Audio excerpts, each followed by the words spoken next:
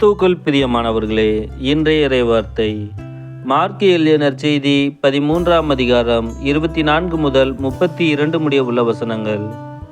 அக்காலத்தில் இயேசு தம் சீடர்களுக்கு கூறியது: அந்நாட்களில் வேதனைகளுக்கு பிறகு கதிரவன் இருண்டுவிடும், நிலா ஒளி கொடாது, விண்மீன்கள் வானத்திலிருந்து விழுந்த வண்ணமாயிருக்கும், வான்வெளி கோள்கள் அதிரும்.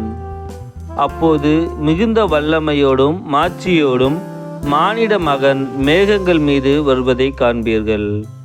பின்பு அவர் வானதூதரை அனுப்பி அவர்கள் மண்ணுலகில் 1 கோடியிலிருந்து விண்ணுலகில் 1 கோடி வரை 4 திசைகளிலிருந்தும் தேர்ந்து கொள்ளப்பட்டவர்களை கூட்டி சேர்ப்பார். அத்திமரத்திலிருந்து ஓர் உண்மையை கற்றுக்கொள்ளுங்கள்.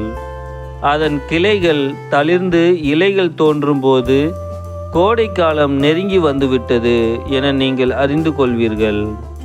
அவ்வாறு இவை நிகழ்வதை காணும்போது மானிட மகன் கதவை நெருங்கி வந்துவிட்டார் என்பதை நீங்கள் அறிந்து கொள்ளுங்கள். இவை அனைத்தும் நிகழும் வரை இத்தலைமுறை ஒளிந்து போகாது என உறுதியாக உங்களுக்கு சொல்கிறேன். விண்ணும் மண்ணும் ஒளிந்து போகும், ஆனால் என் வார்த்தைகள் ஒளியவே மாட்டா. ஆனால் அந்த நாளையும் வேலையும் பற்றி தந்தைக்கு தவிர வேறு எவருக்கும் தெரியாது.